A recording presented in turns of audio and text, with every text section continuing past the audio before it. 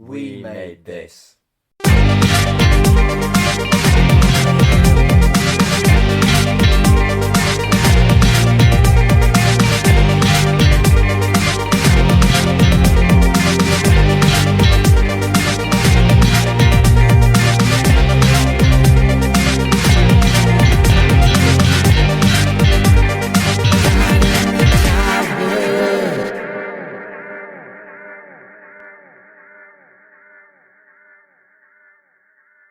Hello and welcome to the Halloween special of Right in the Childhood. Spooky season. Do a ghost noise. Ooh.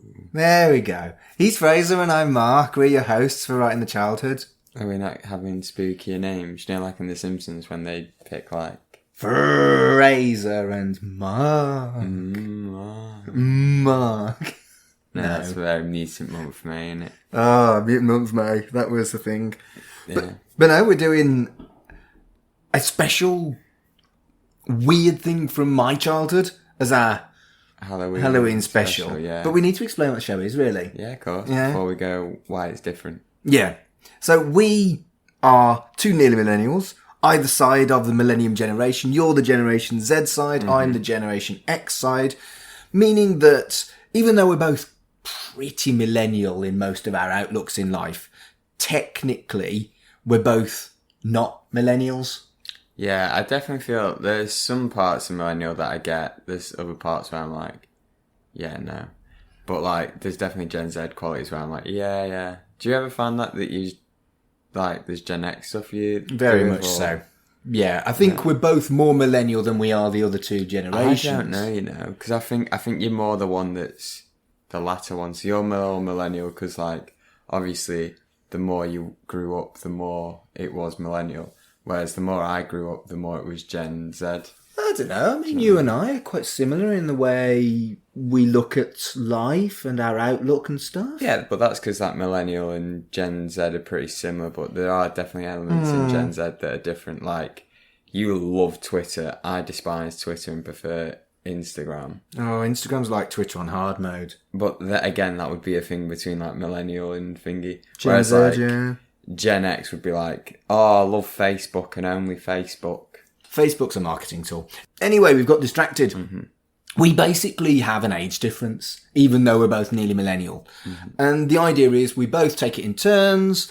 Every episode, it's Mark, then it's Fraser, then it's Mark, then it's Fraser. And we pick a telly show from our childhood. And one of us goes in with rose-tinted glasses, and one of us goes in, having not seen it, with a little bit more, well, a little bit less bias. Yeah, they're just, you know, clear as day. I'm not sure about clear as day. I think I do have my prejudices. Do you reckon? Yeah, you definitely have your prejudices. If I tell you it's live action, you're like, ugh. No, I don't. You do. No, If I tell you it's horror, you're like, ugh. Yeah, if I say it's horror, like, if it's anything like Chimera.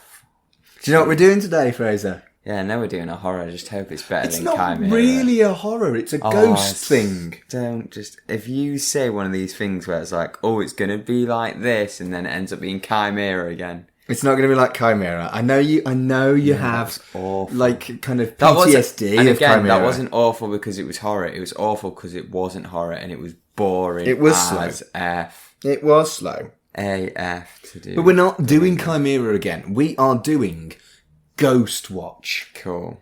Have you heard of Ghostwatch? No. Although, I've heard of Ghostwatch. I swear that's a video game.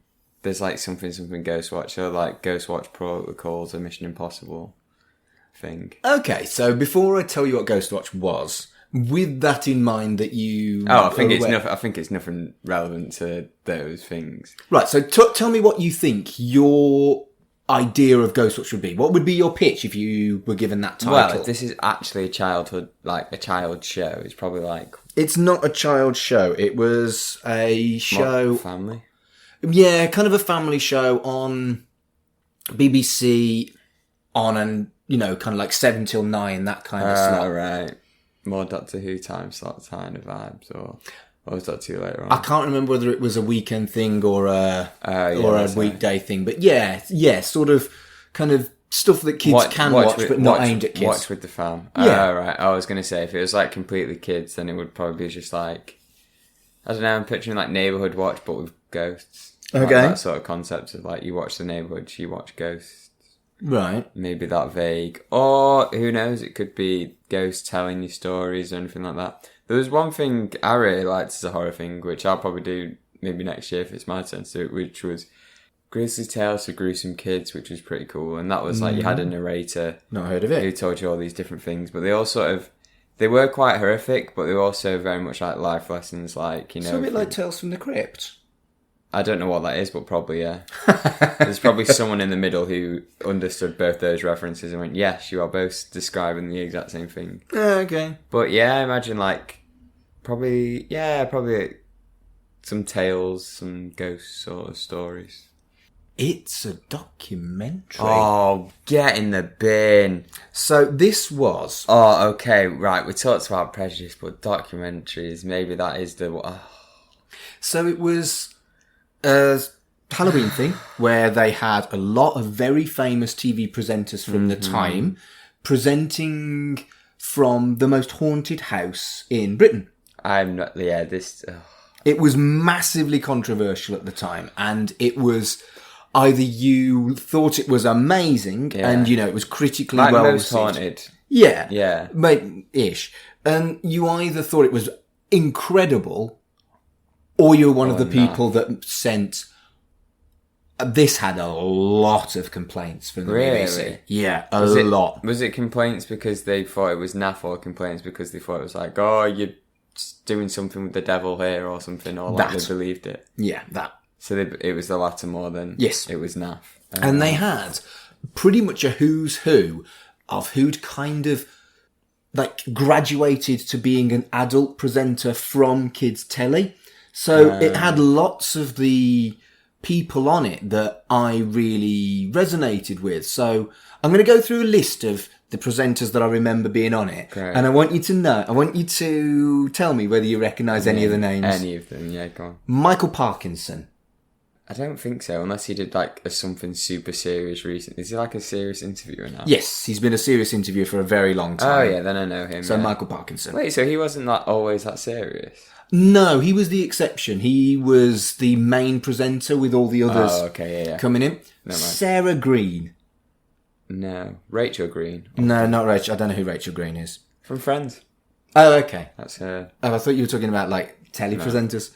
No, Sarah Green hasn't been around for a long time. She was really, really popular in the late 80s, early 90s. How about... Was it... I can't remember if Keith Chegwin was in it or not. Do you know who Keith Chegwin is? No, so it's... You don't know who Keith Chegwin is? Either way, no. All right. Craig Charles. I know who Craig Charles is. Who's Craig Charles? It's the guy from... I know, I'm confusing. He's Red Dwarf, isn't he? Yeah, he presented Robot Wars as well. Yeah, presented Robot Wars. He was in Coronation Street. I like Craig Charles. Oh, if Craig Charles is in this, then I like it. Yeah. I like him. So Craig Charles is at the location. Parky does the presenting from the studio. And they have like... Okay, you've turned me around now. Documentary is about to be... Don't get me wrong, I do like a good documentary, like, you know, your Cowspiracies or like Game Changers or like, you know, Blackfish or anything like that. But yeah, no, documentary is not what I have as kids' TV on my head. It's an off-the-wall choice, but I'm going to not tell you very much about it. I want you to look at whether you think the complaints were justified. Yeah, they were justified. What you actually think about it as someone coming into it completely fresh, because there's a thing about Ghostwatch that if you know what happens, then you lose an element of what you're... Is this going to be one of them where it's like, oh, it's a documentary, and then it turns out it's actually a TV series? You'll see what the answer is when we get there. But at the time, you've got to remember this was something very, very original and very, Blair very... Witch inspired. Well, we'll see. It was way before the Blair Witch. We'll see. Okay. You've got to remember this is old, and innovation was innovation in a lot of ways when I was watching it, as opposed to something nicked. Inspired. Not nicked. quotations inspired. Inspired by. And you said hashtag inspired. No, that's getting too Gen X then. There is, to be fair, I will say I've watched something similar to this, like how it sounds like YouTube. Like I watched BuzzFeed Unsolved, and they have like a supernatural thing where like it'll be unsolved mysteries, but they'll go to like a lot of times they'll go to like different for the actual ones. Sorry, for the non-supernatural ones, they'll go to like crime scenes or something, or they'll go to that and be like, oh, this was never solved. What like, and there's a bit of mystery there, and it's pretty like that's eerie stuff. And then they'll do the supernatural stuff.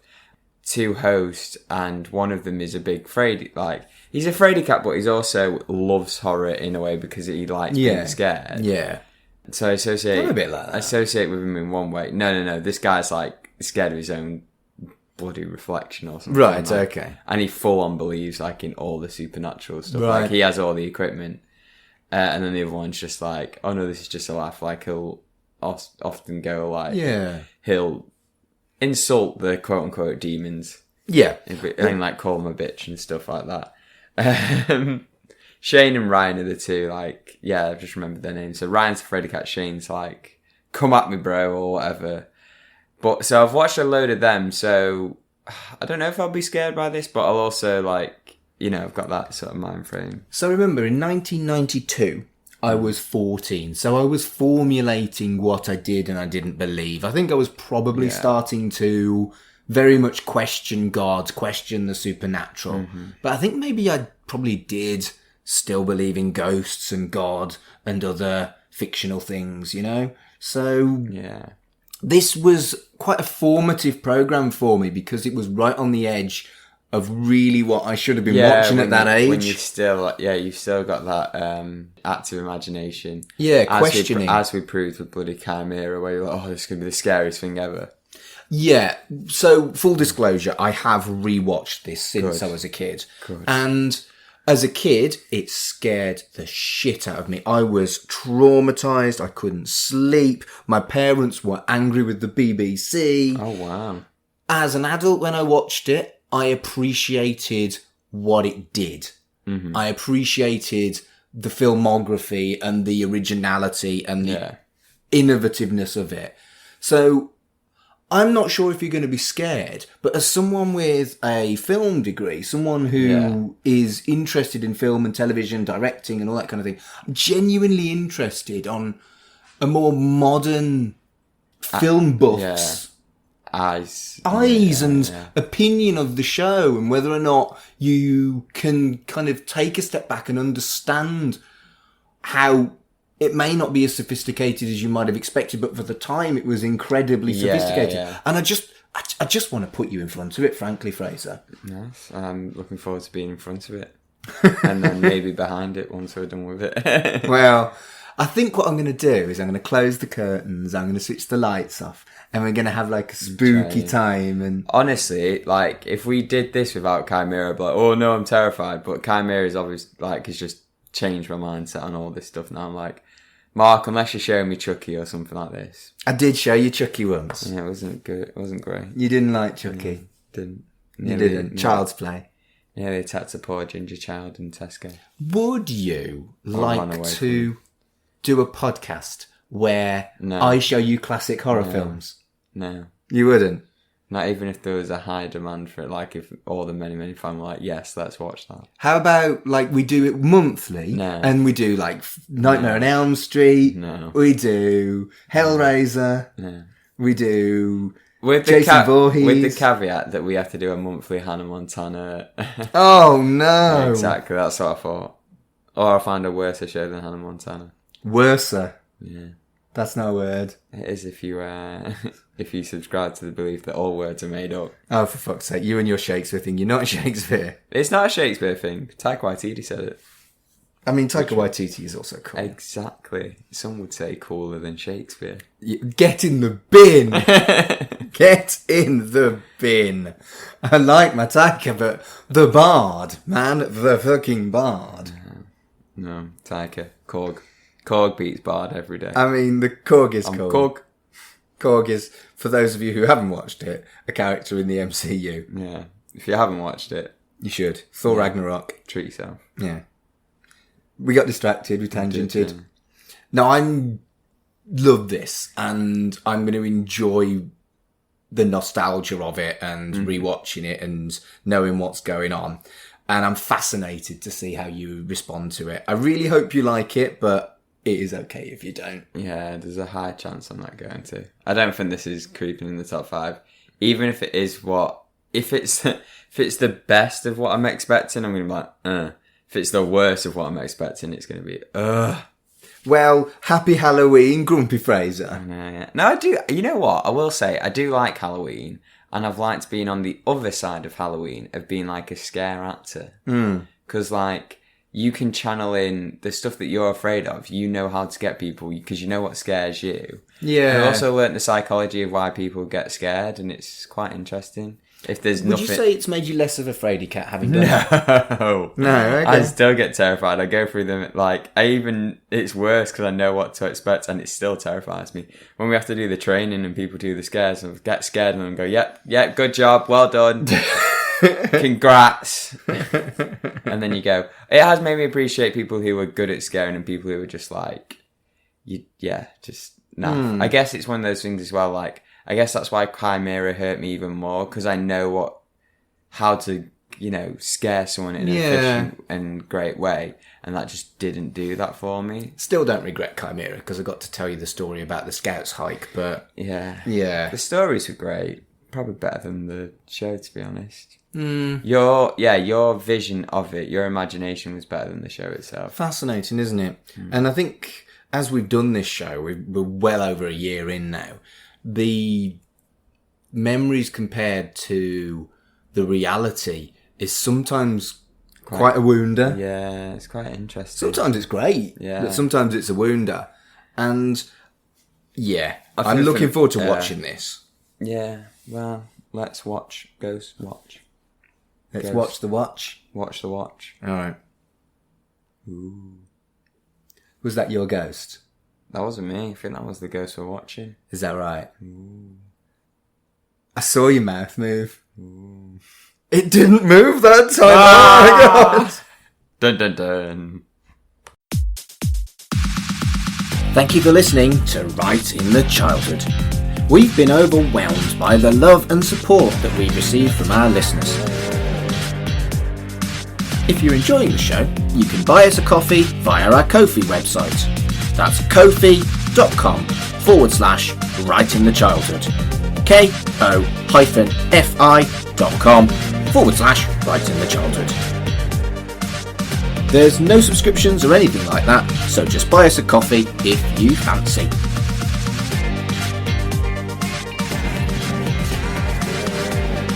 We do this for the love, but it's always good to get bought a drink. P.S. Neither of us actually enjoy coffee. We'll probably spend it on vegan takeaway. Thank you.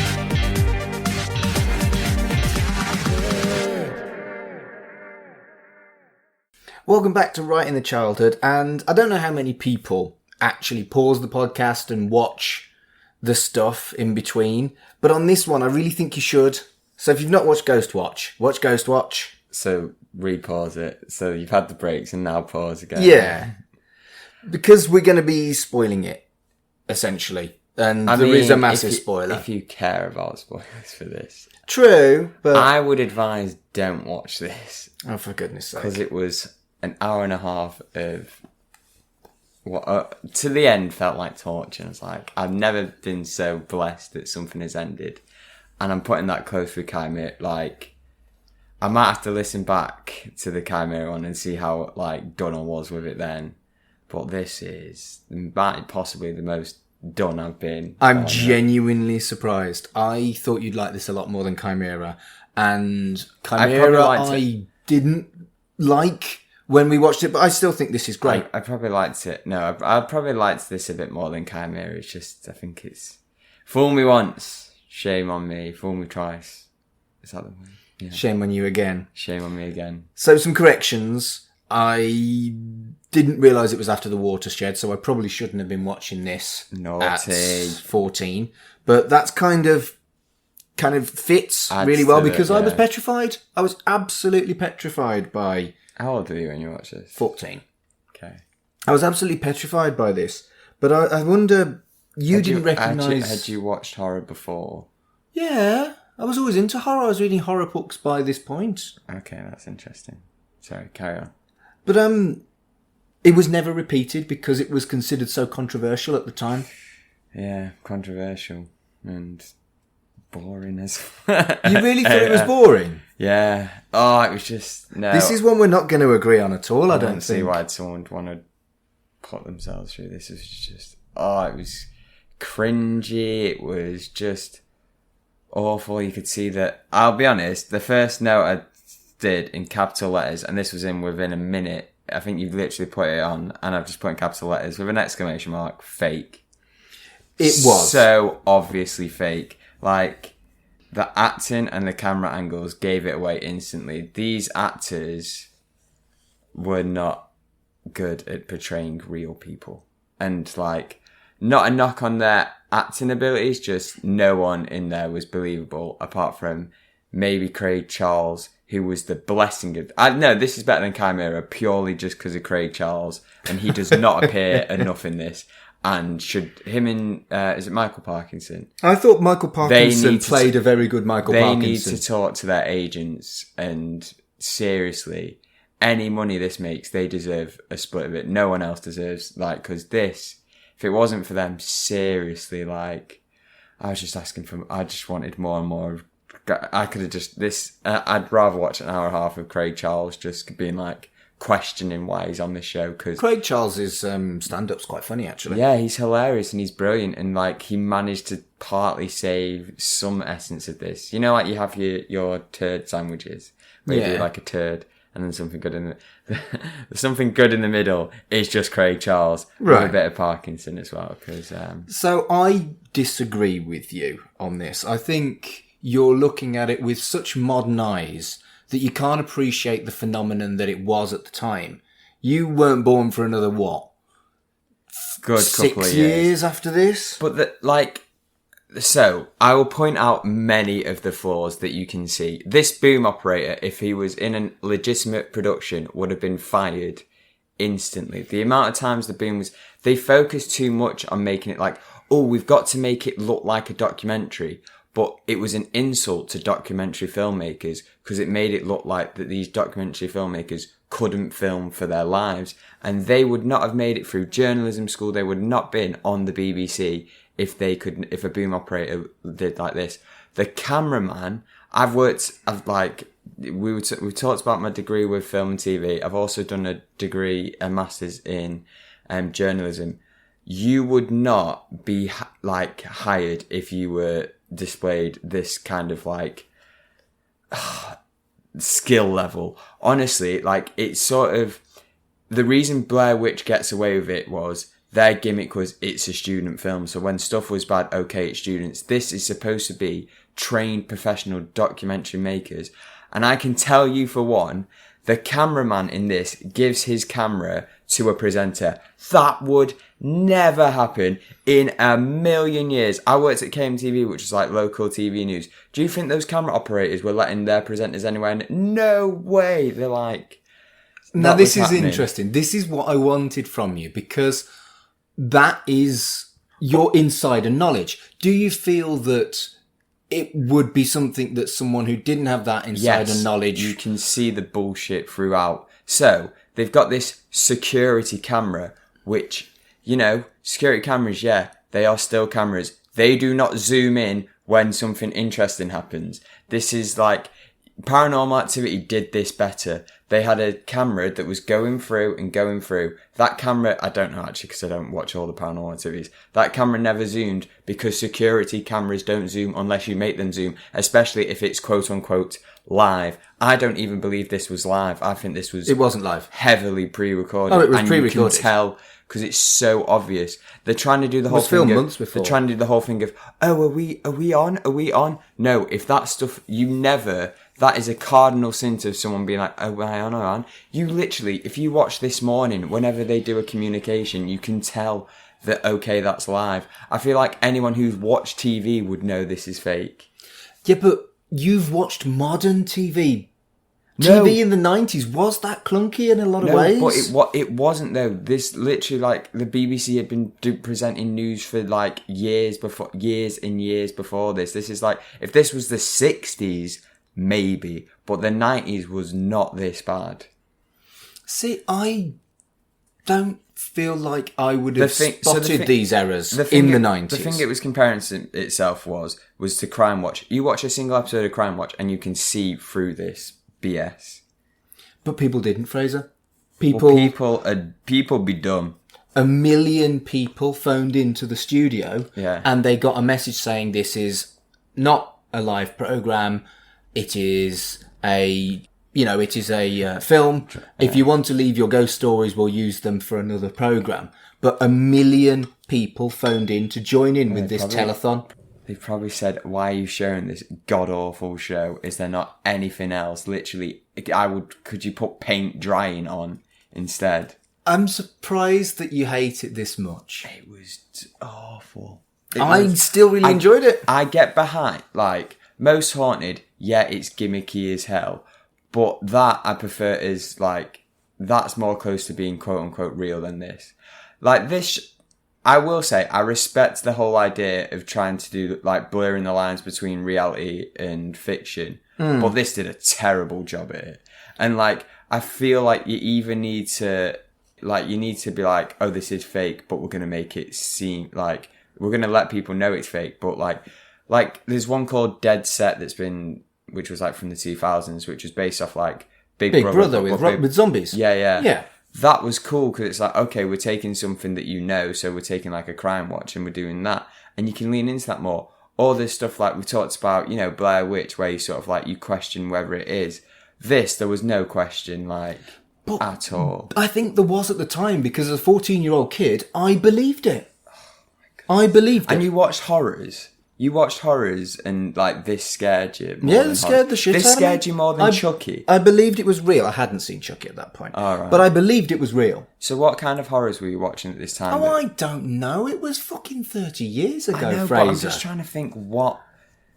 I am terrified of it. I'm scared of my own shadow, and this didn't creep me out. So can I explain some of the elements why I thought it was good? Go on. The number 081 811 811. Yeah.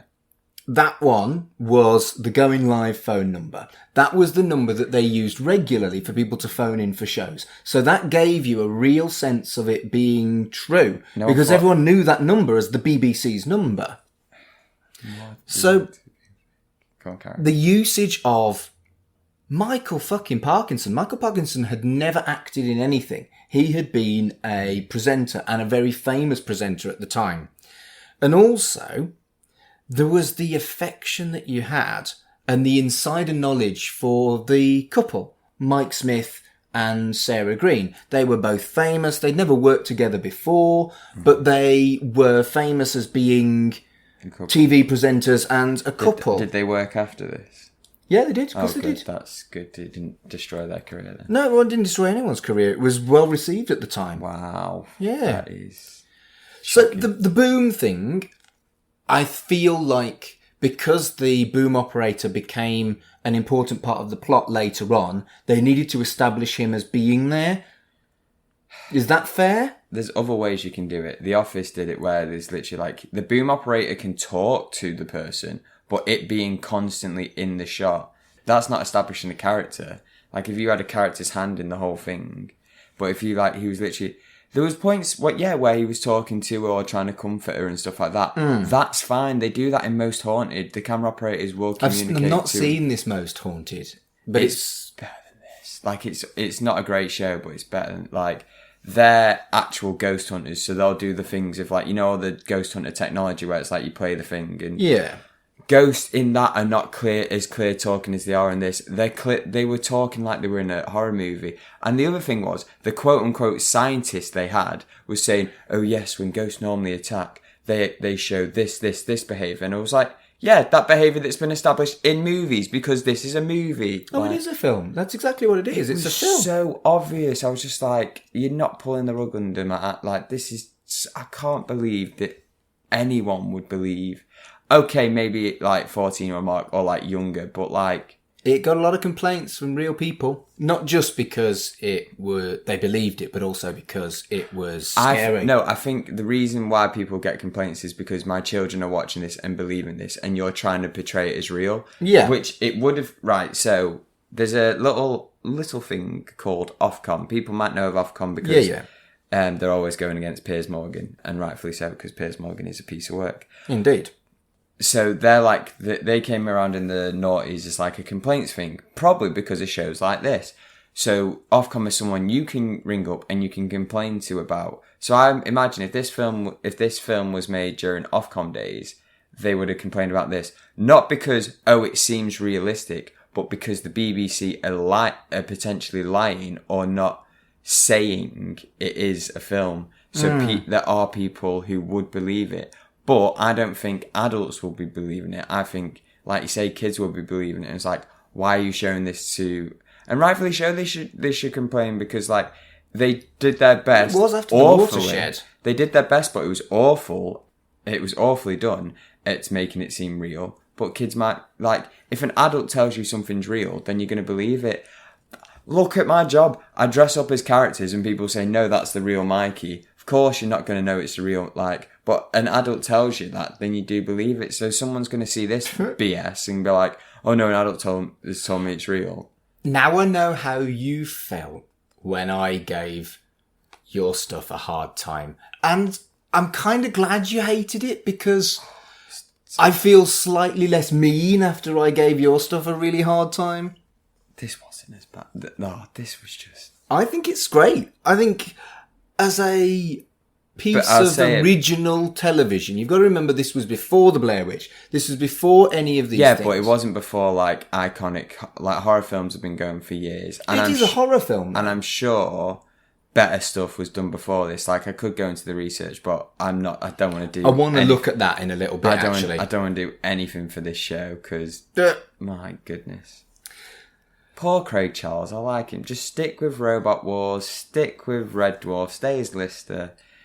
Craig Charles was very good in it. Even Corrie. I'd watch Corrie over this. I thought Craig Charles did very well at the end, where he was kind of like working with the police and showing concern for people involved. No, acting without talking. You know what I liked? I liked when Craig Charles was clearly done, because it was perfectly well acted, because he probably was done with this thing, because...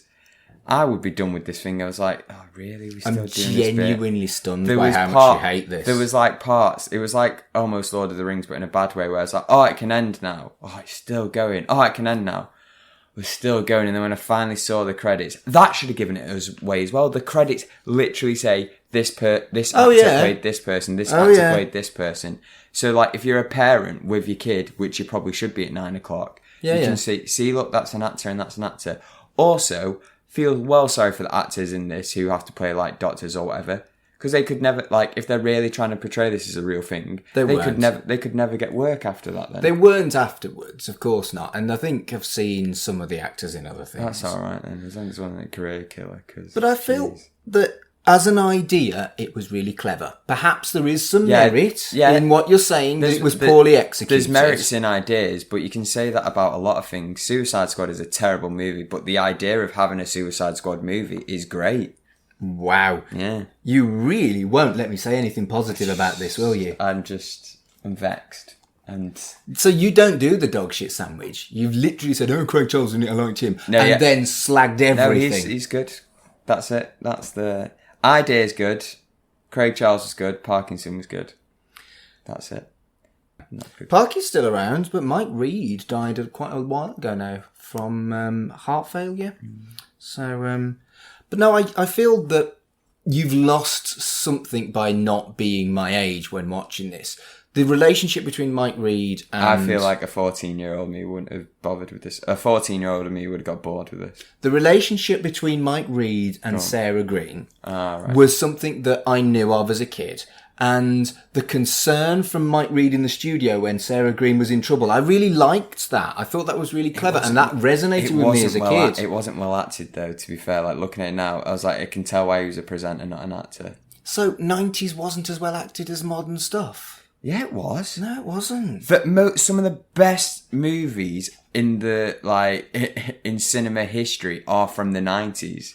Whilst true, but there's thousands upon millions of forgettable stuff that hasn't lasted since the 90s as well. But then, the bad stuff. This is the bad stuff. But it's not. It's well loved. Stuff. It's well loved. And really? People oh my goodness, I can't get behind. I'm probably going to get hate for this, but I don't. I think rewatching it, I can see an element of what you're saying. It is dated. The acting isn't as good as it could have been. And the story has been told more sophisticated ways subsequently. Pretending to be someone real is harder than pretending to be a character. So, fair play for that. But, man. I did like the 90s-ness of it. There was a reference to Mike Gatting, which you didn't get. No. I liked Vanilla Ice and Jason Donovan. And there was a Vanilla Ice and MC Hammer, Jason Donovan posters. The telly and the stereo really dated it. The glory hole. Let's talk about the glory hole. The glory hole, that would be a good part of the sandwich because that was just hilarious. They unintentionally so. They just kept saying glory hole and I was like... Pfft. So glory hole is actually an old-fashioned term for storage under the stairs. But it's an older term for a hole in the toilet. A hole in the toilet that you put your dick through and get it sucked. Yes. And I don't know which term was more prevalent in 1992. Why didn't they just say it's literally under the... But yeah, glory hole was used quite a lot to mean under the stairs. Just say under the stairs. It's around the same amount of letters and syllables. The other thing that didn't age well was the mother was suggesting that she regularly hit her kids for misbehaving. She said, I was thinking about hitting her. It was, that was unpleasant. Which was also... There was no reason for her to get punished. It was like, oh, she heard a noise. I was going to punish her. So? Yeah. Maybe she did legitimately hear a noise. I mean, kids did used to get hit for lying. They did. But I feel like now that line would definitely be gone. That would not be... Or if it was live, the BBC would have to apologise. And if it Parkinson would have had to gone, we do not agree with X, Y, Z. Yeah, I agree. But I felt that there was some good stuff. The technical difficulties was done nicely. It looked like... It was not. It was not, because they were like, oh, we've lost this, but you can still hear and see us. Then you've not really lost stuff then. Again, this might just be like, I saw, this is modern you. No, but like I say, I saw that this was fake within seconds, and then everything else just added to that. So maybe there's a bit of that, but honestly... So, people believe in the supernatural a lot less in 2021 than they did in 1992. They don't, though. It's still the same thing. And I'll talk about the psychology of so most people are scared by stuff they can't explain or stuff they don't understand or stuff they can't predict. Like if you see a drunk on a train, they become a bit more terrifying than someone else on the train. Because they don't know what they're going to do. So you don't know, so you're always cautious about them. It's why I like in scare mazes, it's scary when someone jumps out because, it's an instant scare. But when you see a character not acting normal, you're like, oh, that's weird. And you'll stay on that, you'll fixate on that. And it's like, oh, I don't know what they're going to do. So that's the whole mentality of people being scared. People are still scared by stuff like this. If they weren't aware... which way if the unsure nature of is this real, is this fake? But like I say, as soon as I was fake within 1 minute, with a few seconds in, I was all that was gone then, and there was no psychology behind it. I didn't expect you with your modern eyes to think it was anything other than fake. I just perhaps would have liked you to have taken a step back and looked at it as a period piece or as something that reflected the society of the time and how people might have believed it at the time, because television wasn't as sophisticated as it is now. But it was more sophisticated than this in the 90s. I've literally studied TV shows, BBC TV shows and films from the 90s, and it's much more sophisticated than this. Like I say, it scared me when I was a kid, and that's why I picked it. Would it scare you now? No, I watched it with nostalgia goggles and enjoyed What seeing through the what I saw as a kid, and now seeing how they did it and how whether or not it was believable, and it wasn't. But I remember vividly Sarah Green getting trapped in the, unfortunately, glory hole as a kid, and that was the part that scared me the very, very most. But I was invested in Sarah Green. She was a Blue Peter presenter when I was a kid, whereas you didn't have that investment because you didn't even know who she was. If I was picturing this in my head, like, if I saw something like, so, well-known children TV presenters to me, like Stephen Mulhern, Ant and Dec, Dick and Dom, if I saw them in something like this, I go, it's probably not real. Right. Because they wouldn't, I don't know, I'd feel, not that they wouldn't do something like this, but like they're known for like the prankster ways, or they're known as more, children's presenters are more performers than actual presenters. If I saw someone like, I don't know, I'm just thinking of entertainment journalists now, but if I saw like Trevor McDonald, if he was in this, love Trevor McDonald, you know, people like that, then I'd think, oh, it's a bit more serious, and maybe like. But they had that with Parky. He was the credible one. Yeah, but like that's what I mean. If they had that for every single journalist, then maybe I'd believe it. But you've got one who's just, I'm just playing the respectable thing, and then it's the others who are like the characters performers. Is what I'm trying to say. Is like children's presenters. The job I want is a combination of journalism and performing. Most of the time, it's more the performing side. I don't know. There's a lot of things that I have that, you know, put me against this show naturally, or like make me a hard target for this show to convince. But even then, I was still like. So if you take a step back and don't see it as what it was, where it was deliberately deceptive to scare people, what's your opinion of it as a film? Do you think there's any merit to it as a film? Boring film.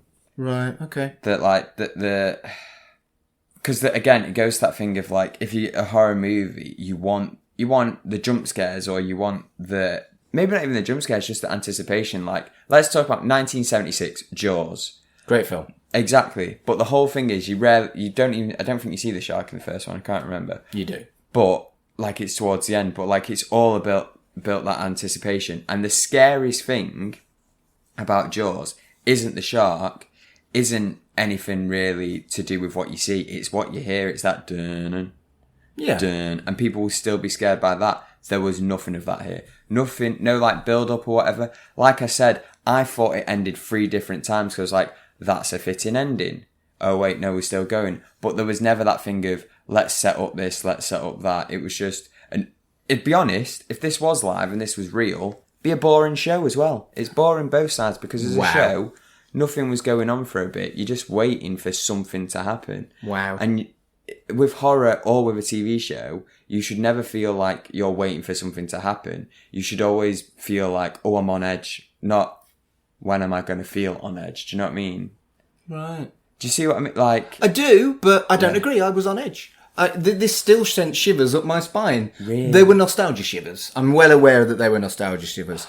The one thing that I remember vividly again, as well as the Sarah Green thing, was that when Parky and Dr. Pascoe didn't see pipes in the images, I remember screaming at the television, you can see him, you can see him. Yeah, it's so obvious though, and it's so obvious that they're pretending not to see it. Again, this, to be fair, this is probably more of a kid show than they give it credit for. Like, it was shown after The Watershed, but maybe this should have been a kid show, and they should have told parents beforehand, this is fake, but your kids will probably enjoy the suspense as like a Halloween treat. That, I feel, that's where you don't get any complaints, and it becomes a bit of better quality, because, I think, you know, that thing of kids screaming, going, you can see it, and the presenters being, no, it's like pantomime. It's like, he's behind you. What? I can't, you know, sort of playing dumb, playing the spoon sort of thing. Wow. And I think that's what Parkinson and the Doctor Not Doctor was doing. Also, as well, they fucking fibbed a load a couple of times, because they were like, oh, research video. And then one time they actually said, oh, here's the movie I shot. And also the stuff they were saying, oh, do you have this tape? Do you have this tape? And it was like, that would not be a conversation you guys had. That would be a conversation that would happen behind. Also, you weren't... That's just not true. Also, you weren't... That's not true. Also, for 90s stuff. No, it was. I remember vividly people talking, have you got this footage? That kind of thing on live television on the BBC. Yeah, but they would have gone like, have you got the footage of X, Y, Z? This just said, have you got the footage? Nothing else, just footage. And it's the same repeated footage again. And like, this show would have... I feel this show would have been better if we went to different houses. Because Crime Watch, it's not focused on one crime. It's focused on different ones. So if it was like, oh, there's something spooky happening here. There's something spooky. I think the fact that we stayed with one family probably didn't help my attention span. Because I was just like, if there was like, say, 3 different ones, maybe I could identify with a different story or something else. Or like, you know, something could have been like a ghost thing. Something could have been like, there's a demon on the bridge or something like that. It's clear that I can't convince you that there's any merit to this whatsoever. Yeah, Craig Charles. Okay. He's great. So this kind of does something that... Have you heard of the War of the Worlds radio show? Oh, yeah, where like... So that was in 1938 and 1968 people where panicked. People panicked. And it was like that. People panicked to this. And what are your thoughts on modern society? Do you think this could ever be done again? Do you feel that there could be something that could deceive the public and get the level of panic that War of the Worlds on the radio and Ghostwatch on the telly did? Yeah, it's like social media based, I feel like. You know, we live in fake news. Like, True. Fake news is all around us. I feel like that could easily be done. We see people who are conspiracy theorists. You know, people didn't think COVID-19 was real. People, like, believe that, you know, the election was rigged or whatever. It could easily be done and better done. And also, I do have to remember, people probably believe this, and now I do have to also believe that people believe that the moon landing was fake. People believe stuff like that. Insulted me as well when they said the doctor, quote unquote doctor, said one of the disbelievers was like, I did like that about the BBC. They kept their rule. So on BBC journalism, you have to show both sides of the story for it to be impartiality. Yeah, which I think made it more believable. And they did this, and I was like, oh, nice. That guy was definitely not from America, though. Here's a little BBC insight. If you want to be from America, have a picture of a place in America in the background. You're in America. Apparently, I spent a year of my life living in America, according to the BBC, or according to this show. Okay, Fraser. Going back to before I'd tangent a bit too much. I can't remember what I was talking about. Can you remember what I was talking about before? You was just slagging off one of my most fondest memories of my childhood. Please continue. What was I talking? Oh, that was the insult. I remembered the insult. So they said, he was like, she said people didn't believe we could land on the moon. And I was like, no, don't compare the moon landing to Buddy Ghost. But she was portraying a character that believed in the supernatural. But I believe in in reality, you would not let a person like that on your news program. Really? No, you wouldn't. And if you would, you'd have someone, an actual specialist who would be there in studio to go, that's batshit crazy. You're also 25 and not 14. You're also cynical and in 2021 and not 1992. I don't think this is probably the most I've ever been cynical on a show, but I don't think I'm as cynical as let's say you. I feel if you watch this without nostalgia goggles, you would be ripping it probably even more shreds than me. Maybe. And I'm starting to see the other side of the coin. Maybe I guess when you sort of gave. I don't think you've been that harsh on some of my stuff, and some of the stuff I've understood, but this was just. So, is it worth even talking about your top 5? That would be a slap. I mean, we can remind the audience of the top 5, but it'd be a slap in the face of all the shows that are on the top 5 and all the shows that have come before, apart from Chimera. Your top 5 is Boy Meets World, Cyber City Oedo 808, Classic Doctor Who, Round the Twist, and Gummy Bears. No. Yes. Yeah. To even think it would be anywhere near there. Is it worse than Chimera? No, Chimera was just awful. This just hurt because it was being hurt again. honestly, at this point, if you gave me horror, I think I'd be more relieved than another not horror piece of work. Well, don't worry. I've got some nice stuff coming up. I've got some cartoons and other stuff that I know you'll like. See, I don't mind live action. Boy Meets World is at my top thing. True. I like stuff that, is what it says it is. And, yeah, just, I don't know. Maybe I might listen back to this podcast and go, oh, I was a bit, maybe too You much. were. But then I also might just listen and go, yeah, no, still stands.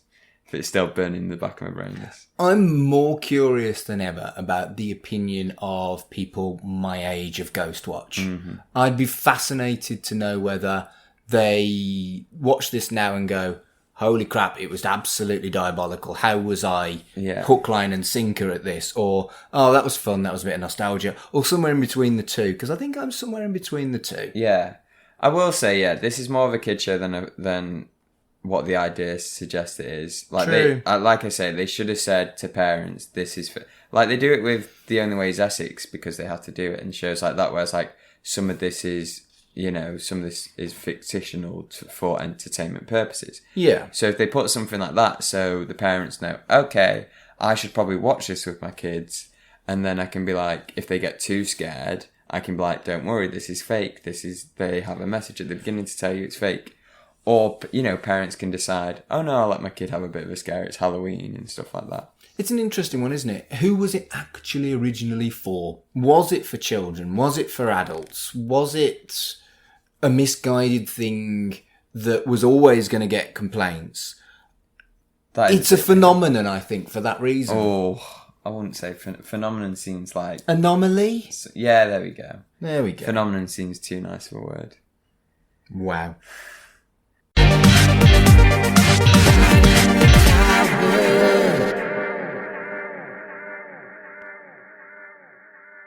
So, Fraser, it is your pick for our next episode. Woohoo! What have you got for me? I've got something that's quite nice, but something that I know was part of your childhood because it's a very long-running series. Right. But we're going to do something a bit interesting with it. So we're doing not a little bit of Rugrats, but a whole load of Rugrats. But I loved Rugrats. we're going to go more into that next time because we're spicing it up a bit. So this time, you made me watch a film.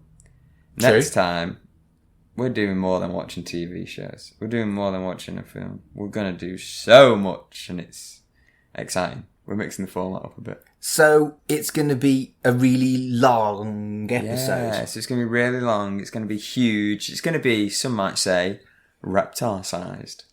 Rugrats reptile-sized special coming your way. So you got to look forward to. That's in a fortnight. Exactly. I'm excited. Hopefully we'll redeem this. Well, we won't argue over the Rugrats because I liked Rugrats. Yeah, there we go. We're back on neutral ground. So thank you for joining us for Right in the Childhood. Genuinely interested in Xennial, Millennial, Early Millennial, and late Gen X opinions on Ghostwatch because bloody Ellie hated it. So thank you for listening. Let us know what you thought of Ghostwatch, and we'll see you next time for our Raptor-sized special. Ba-dum, dun, dun, dun, dun. Right in the Childhood is a podcast brought to you by the We Made This Podcast Network. You can follow the show on Twitter at RITCpod. The show's creators and hosts are Mark Adams and Fraser Summers.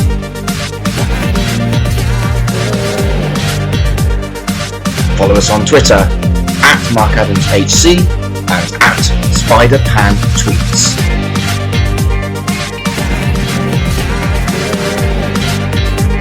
The show's logo was created by Carl Bryan and the theme tune composed and performed by Colin Jackson Brown. Thank you for listening, and we hope you enjoyed being hit.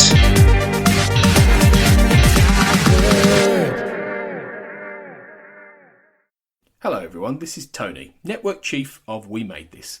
As you know, our podcast network brings together a brilliant assortment of talent who talk about all kinds of pop culture content, such as the episode you just listened to, We're not going anywhere, but we'd love to keep the lights on for even longer if you're able to support our network on Patreon. For just £2 a month, you get your name in lights and the satisfaction of knowing you're helping us produce more great audio. And for £3 a month, you'll get your name in lights, but you'll also get access to an exclusive bi-monthly podcast from the We Made This talent pool on podcasting, pop culture, and, well, you tell us. We'll take your suggestions. For less than the price of a coffee per month, you can help keep We Made This going. Just head to patreon.com/We Made This. That's patreon.com/We Made This. And get the ball rolling. Elsewhere on We Made This. The TARDIS crew. Although, if we're honest, the Doctor more than makes up for all the colour we miss in the story. What are your thoughts on the Sixth Doctor on TV? On TV, he doesn't fare as well as he does in other mediums like Big Finish, I'll be honest. He can be very abrasive and rude, and yet I still really like what they were going for with this Doctor. They just didn't do it in a way which made other people truly fall in love with him. Indeed, they hated him.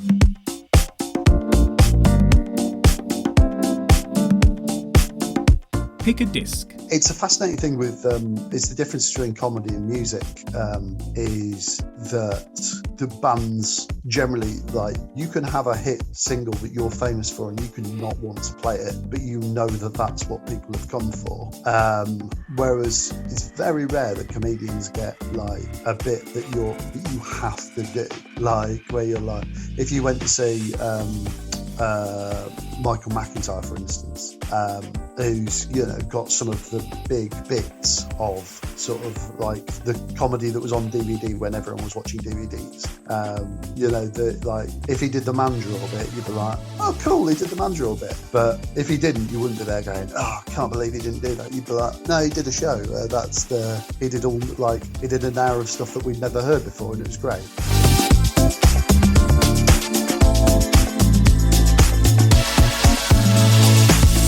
Movie-versaries. I've probably seen this movie enough times that I don't really need the subtitles, so that's not as much of a concern. But that was always sort of, kind of in the back of my head when I would watch it with subtitles on. Is I just wish my eyes weren't drawn to this one section of the screen during these sequences where there's a lot else to look at. All that detail that you talked about earlier, yeah.